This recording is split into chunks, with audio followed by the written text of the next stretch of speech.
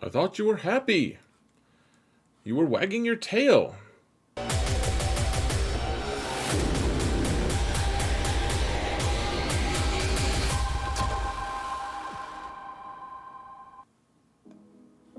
Hello everyone and welcome to another episode of Xaereth Prevails.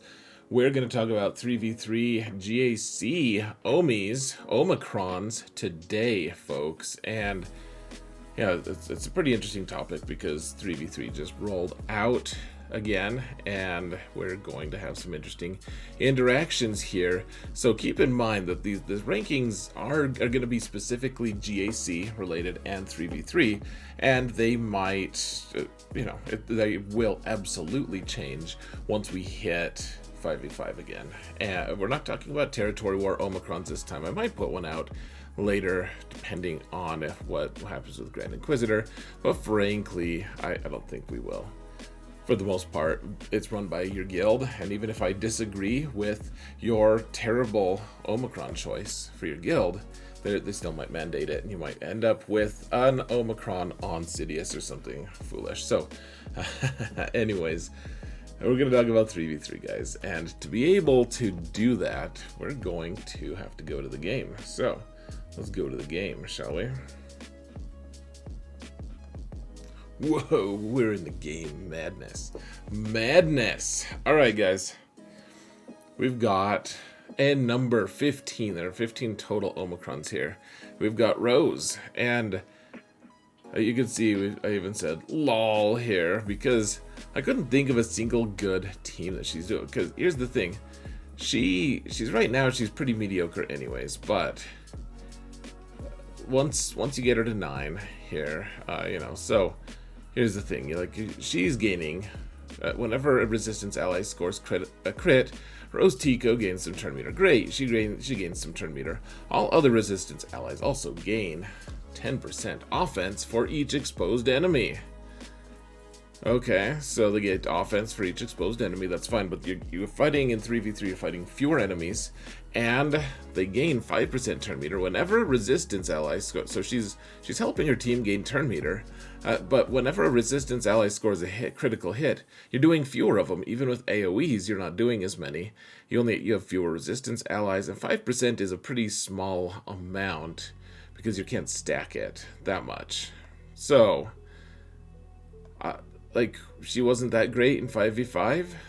She's not, awful in 5v5. It's just no one wants to put the investment in to be able to make her worthwhile because you already have all the characters you need. So I don't even have a team for it. I stared at it for a long time. I'm like, okay, so Veteran Han gets to counter, so he'll be doing crits outside of the turn, which is nice. So that'll gain everyone turn meter. He also does an AoE, which will get you some turn meter. Poe Dameron does the exposes. He actually has a slight leadership. And then, of course, Rose. So, not a great team, but, trying to find a team for everyone, guys. All right, number 14 is Talon. Now, here's the thing about a lot of these OMICRONs, guys. So, a lot of OMICRONs are good because they make your character personally powerful. Some of them are good because it makes your whole team powerful, and it's on a worthless character, but they're still facilitating things. And and other ones, it's a little more organic. It's like their leadership or something, but Talon is kind of the odd man out here.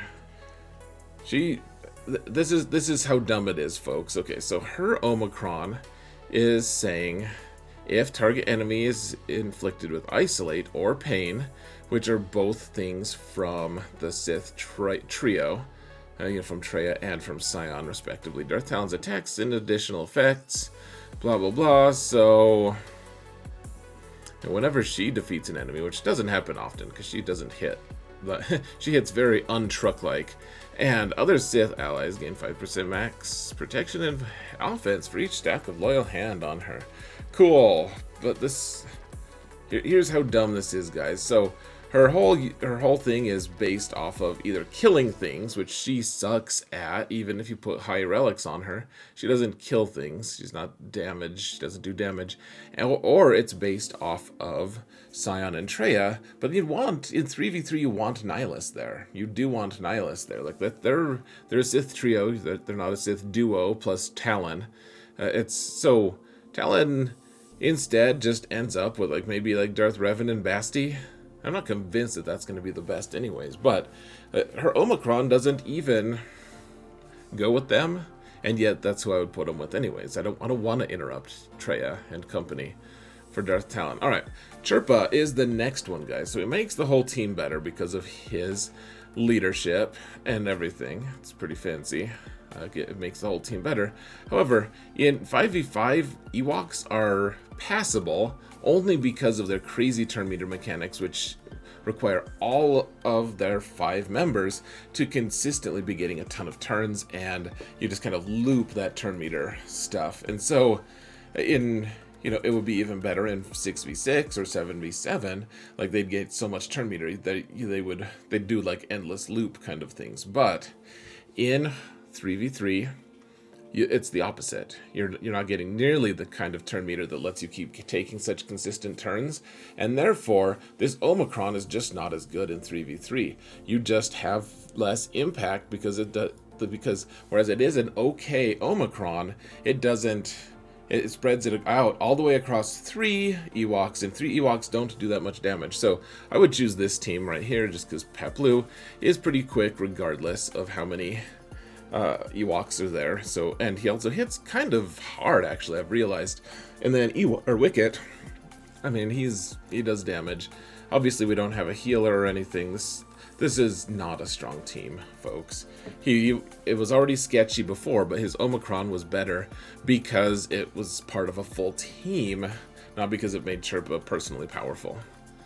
Okay, next up, we've got Zam. And Zam, that might surprise a lot of you, because I have always been a huge proponent of Zam in 3v3. Here's the thing. She doesn't have that much. I did the math. I was very impressed, actually, guys. Yeah, let me pull this up here. So, first off, it seems like she's getting less stats and everything. And she is. She's getting less stats. But let's say she is 300 speed, just for the sake of argument. I mean, mine is 312 isn't bad, actually. But here's the thing, guys. So the Omicron is going to give you, she gains 60% increases to all this stuff. Well, hold on, that's for her Zeta. But then Zam gains 5% speed for each other bounty hunter ally, and then other bounty hunter allies gain all of these stats from her, including speed, 20% of her max health. But so if she's 300 speed, then she used to be handing out 72 speed to people. If she was doing 72 speed before, now in 3v3 she's handing out 66 speed. So obviously 6 fewer speed, but that's not too bad. And obviously it varies depending on how fast she is and everything. But the problem with Zam is she's real good at handing out speed, and then she's not good at that much else. Like, she's just not that good at anything else. And unfortunately, that's just the truth. And so I guess my idea was, and I don't really know, this isn't going to probably be her best team, but we already have like a Bosk team with Grief and Mando on it. Like, that team's pretty good. It's like a full circle. So the thing is, Sam doesn't do much stuff. She needs to rely on the team that she's on to be able to do the stuff. And she's just the facilitator. She's like, here, have some stats. And everyone's like, okay, cool, now shut up and go and sit in the corner. And, she just takes that because she understands that that's her use, is to just be, she's just a battery. And so you need something that's going to carry, like, that's going to push them over the top. So, like, Fennec is going to get a bunch of offense. And, the speed is nice and everything. So in 3v3, you can start outspeeding things. And then Scion of Django, I don't know if you, like, it might be kind of cool to just use Fennec and Zam together. But then Zam would get she'd get less stats from from bounty hunters as well, so she'd get even fewer she'd hand out less speed. I don't really know. This team looks okay. Maybe Fennec is lead instead of Scion, but one way or another, I think that might end up being the team she's on. Who knows? All right, next we have number 10 and 11 is Ackbar and Leia here, guys. So this team looks actually really, really nasty, guys, because under the Omicron here, it's just, in addition, whenever an ally uses an ability that isn't an attack, they call a random rebel ally to assist, so yeah, okay, so that's just how he works. But then with the Omicron, all allies gain tenacity up for 2 turns. Wonderful. If all allies are rebel, whenever an ally's buff expires, that ally gains 3% turn meter. So, I mean, like, Leia looks pretty good with all of the buffs she's generating and everything, and she's handing out buffs to the whole rest of her team that are expiring all the time, and so everyone's getting a bunch of turn meter whenever an ally uses an ability that isn't an attack. Then all allies recover that much. Let's see, instead of a random ally. And instead of a random ally, the two other weakest allies are called to assist. The allies who assisted have their cooldowns reduced by 1. And so what that means for this is, guys, because there are only 3 characters here, then Stormtrooper Han is going to constantly be taunting. You know, you don't really get rid of the taunt. Then Princess Leia will be in stealth and handing out, if she's got her Omicron, which, you know, we're doing 10 and 11, then she's handing out a ton of buffs to people. And then as they expire, everyone's getting a bunch of turn meter. Ackbar's getting a bunch of turn meter. This whole team is just going to act as like an endless loop generator. It's going to be really interesting to see in 3v3. In 5v5, you can shut it down.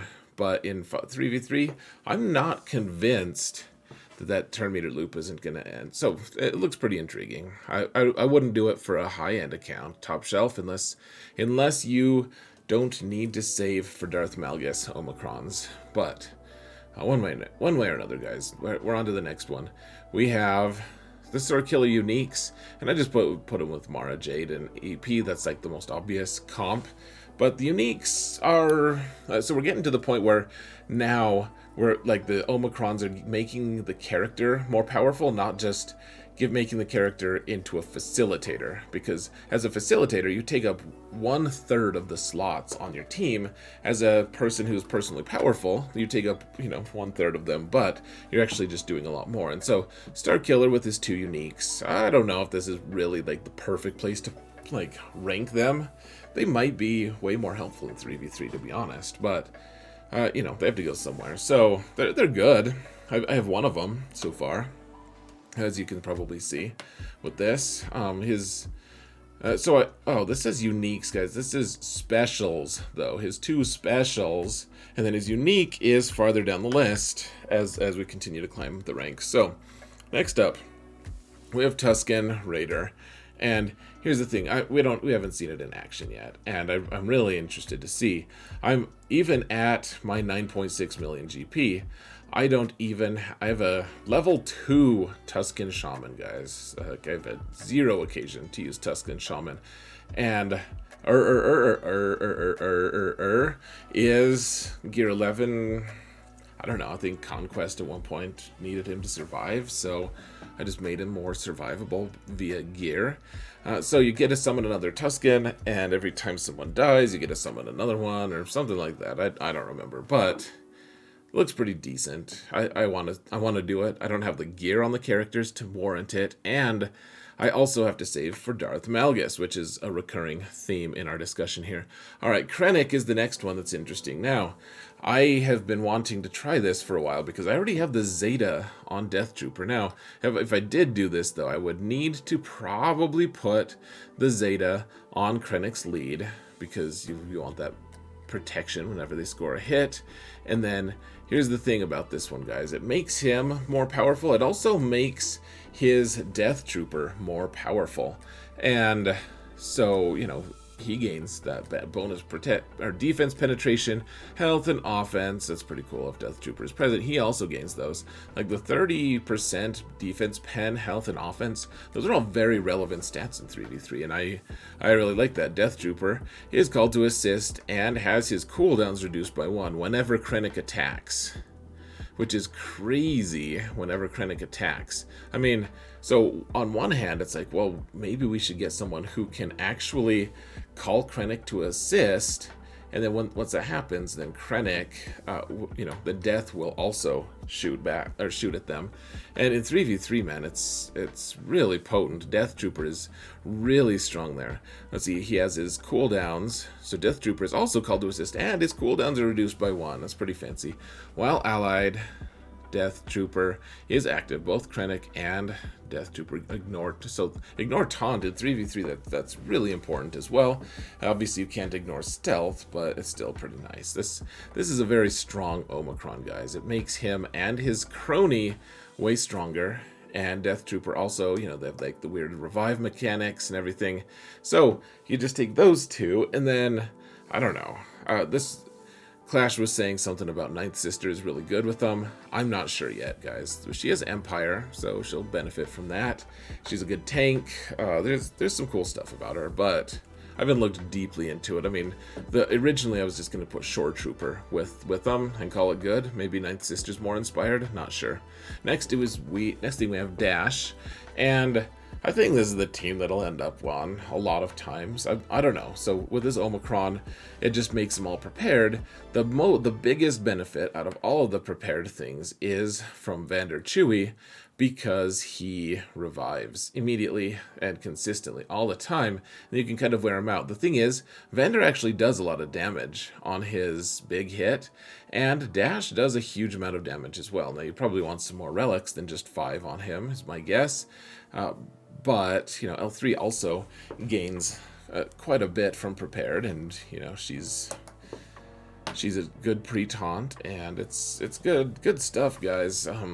This team is probably going to end up being really irritating to beat, is my guess, because the pre-taunt, not to mention you can make a really thick Vander Chewie, and trying to counter this team is going to be really tricky.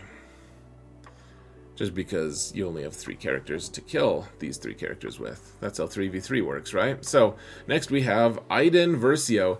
I feel weird about putting her this high up, guys, because she's gonna personally hit like a truck. Again, that's fine. It's Stormtrooper. So I think the reason I kept him here is because Iden plus Stormtrooper can solo a few different teams in 5v5. Well, it's not a solo, it's a duo, a couple teams in 5v5. Like, Stormtrooper is ridiculous with Iden Versio, and this isn't the team that I really want to use anyways, because Stormtrooper, I want him to be on my Thridian team, which I'll probably, who knows, but I think in terms of the platonic ideal of the best team, I think this Stormtrooper goes with Iden. Does Magma Trooper go with them? I'm not sure. I'm not really sure. You kind of want to be a little more resilient in 3v3, I guess. So this seems okay. Maybe Snow Trooper, though, is better, just so he does more damage. I'm not sure. One way or another, it's going to be a good Omicron in 3v3. I don't know. It's like, Wampa probably doesn't need tenacity in 3v3, because even if Iden stuns him right off the bat, do you see these guys taking enough turns and killing Wampa fast enough that Wampa can't, come out of stun with a ton of tenacity, so it's not going to happen again, and then just doing this icebreaker thing? I don't know. It seems like they're not going to be able to accomplish it.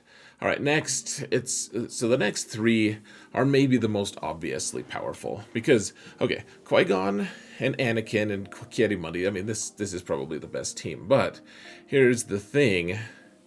This team is basically the same in 5v5, just with some extra fluff in it. So 3v3, there's just going to be fewer teams that counter it. You can put it on defense, and if you speed up your Ki-Adi-Mundi quite a bit, you can outspeed a lot of things. It's going to be an obnoxious team to deal with, and on defense or offense. So don't really know, guys. Seems promising though.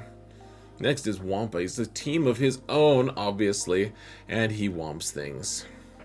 finally we have the Starkiller Unique, and I mean, here's the team that I want to try with it, guys. Probably Vader as lead. I'd made this wrong. So Vader as lead, crew would be the Pretaunt tank, you know, the Desufu, and then Starkiller, you know, he's doing Starkiller things, and it seems like an okay team. I mean, probably EP Mara is going to end up being the best, but this one's pretty good. The problem, of course, being if Vader lead, he, you know, whenever the Sith does an attack, then Starkiller then assists, and he builds up his Star Destroyer stacks, and that's wonderful. That's all really cool. But Merciless Massacre from Vader now is actually going to be significantly less because he's only hitting 3 characters with it instead of 5. You know, it all depends on if there's a few other factors, but in reality, like, Vader's going to be less awesome with Starkiller. EP Mara will also be less awesome, though, because there'll be less instances of shock. There'll be less instances of turn meter gain, like ultimate turn meter gain. And so I think, you know, EP Mara or some kind of Vader Kylo or Vader crew team is probably warranted for Starkiller. And now let's go look at the final list, guys, and I'll get you out of here. So, if I can find the right button, here we go. There's one of the right buttons, and here's the final list, folks, just like I showed you.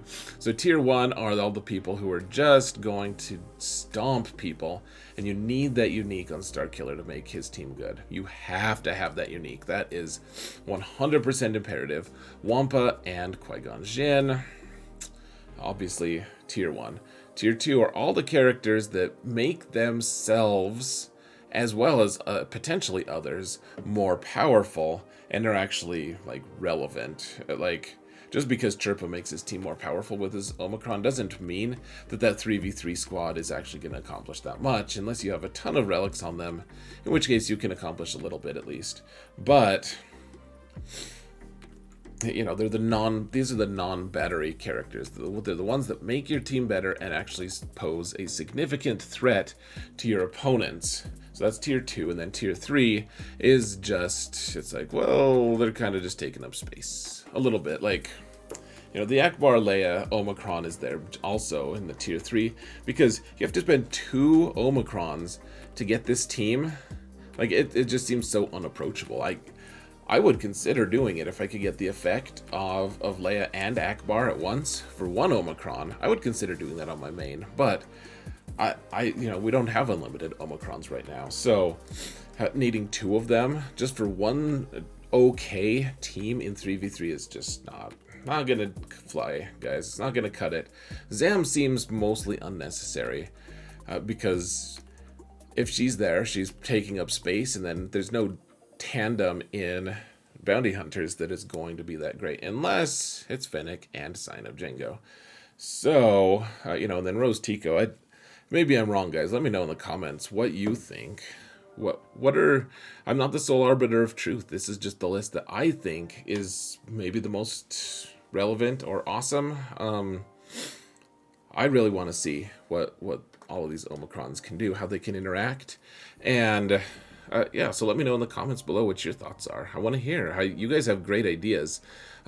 Usually, sometimes you have just the worst, but I mean, we're only gonna learn by collaborating with each other and figuring it out. I can't just be right about everything, even though I usually pretty much am. Just kidding. Gosh. Oh, the audacity of some people. So I'm gonna let you guys go. I would love to hear your thoughts on this ranking. And yeah, guys, thank you all so much for watching. And remember that in all things, Zareth and Wampa prevails.